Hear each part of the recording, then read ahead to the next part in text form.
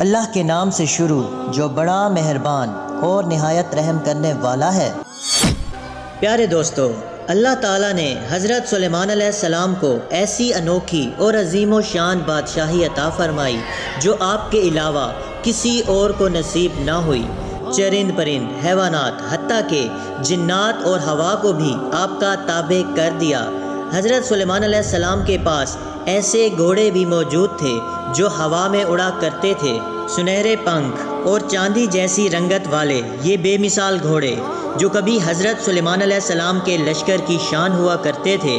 تو پھر حضرت سلیمان علیہ السلام نے آخر ان گھوڑوں کے پنکھوں کو کیوں کٹوا دیا؟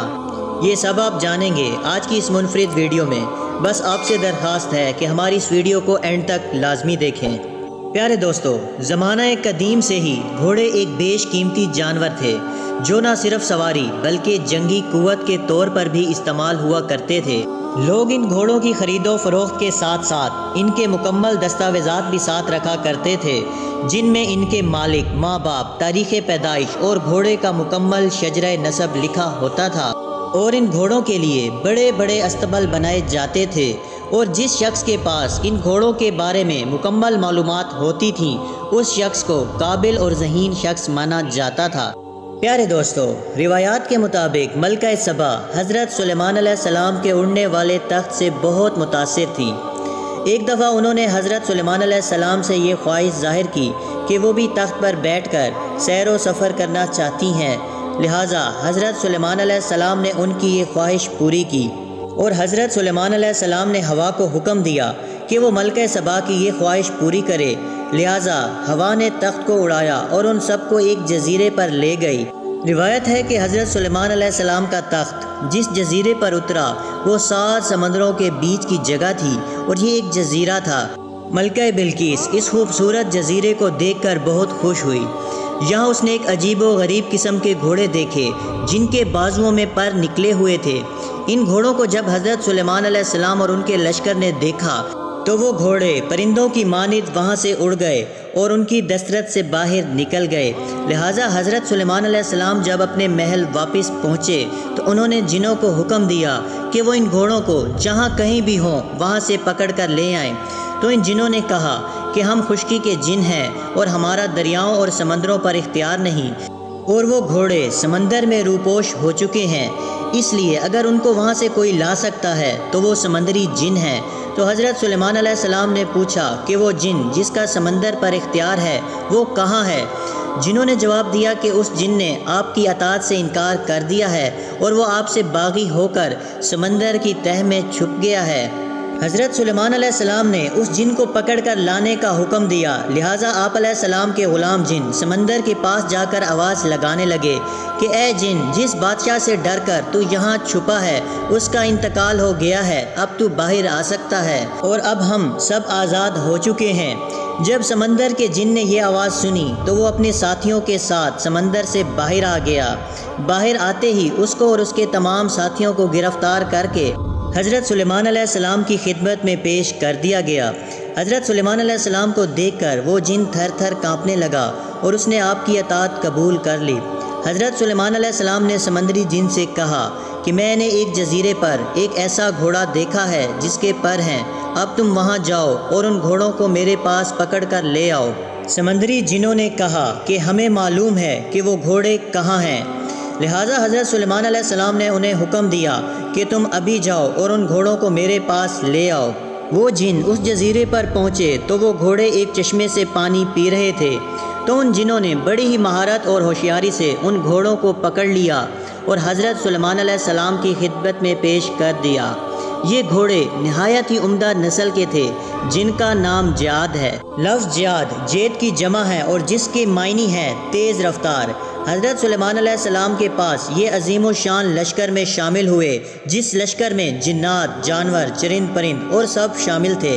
تو حضرت سلیمان علیہ السلام نے ان تیز رفتار گھوڑوں کے لیے ایک الگ دستہ بنا دیا، اور یہ گھوڑے جنگوں اور فتوحات میں حضرت سلیمان علیہ السلام کے لیے بہت اہم کردار ادا کرتے، اور یہ ان کی فوجی طاقت بن گئے۔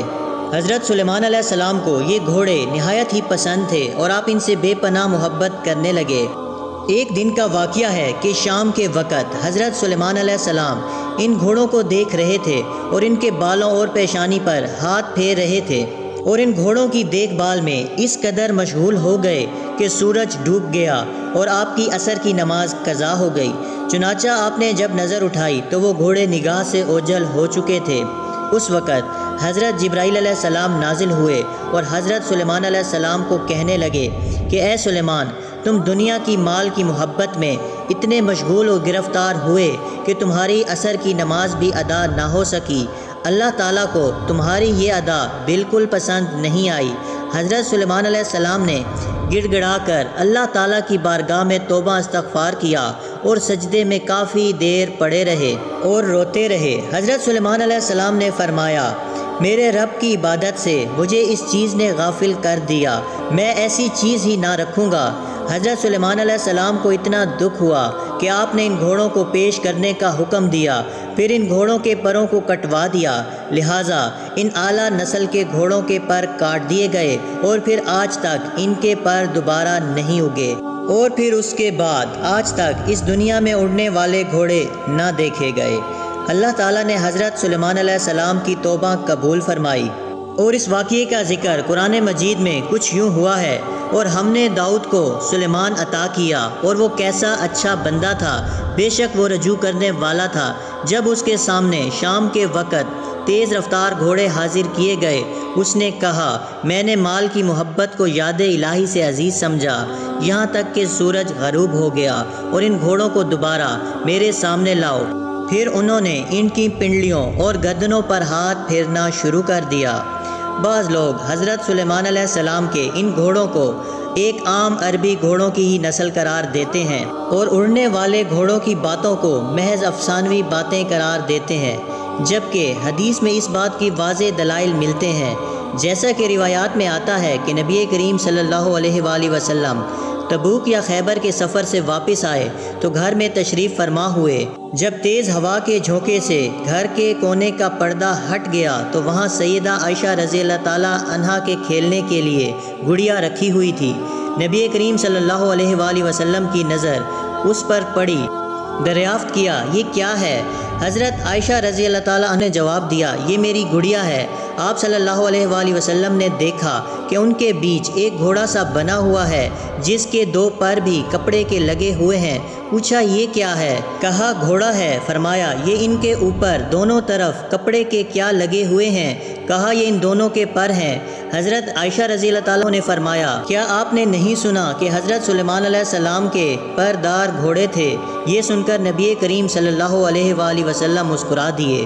اس روایت سے یہ بات صاف ہو جاتی ہے کہ حضرت سلیمان علیہ السلام کا گھوڑا کوئی عام گھوڑا نہ تھا، بلکہ ان کے حقیقی پر تھے اور وہ اڑ سکتے تھے، اور اس بات سے عرب لوگ واقف تھے۔ روایتوں کے مطابق جب حضرت سلیمان علیہ السلام نے ان گھوڑوں کے پروں کو کٹوا دیا تو پھر کبھی ان کے پر نہیں آئے، جبکہ ان کی نسل برقرار رہی۔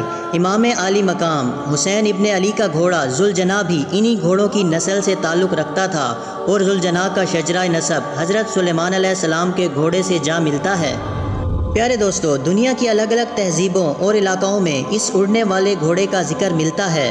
قدیم یونان کے مطابق یہ گھوڑا ہوا کرتا تھا جو ہوا میں اڑتا تھا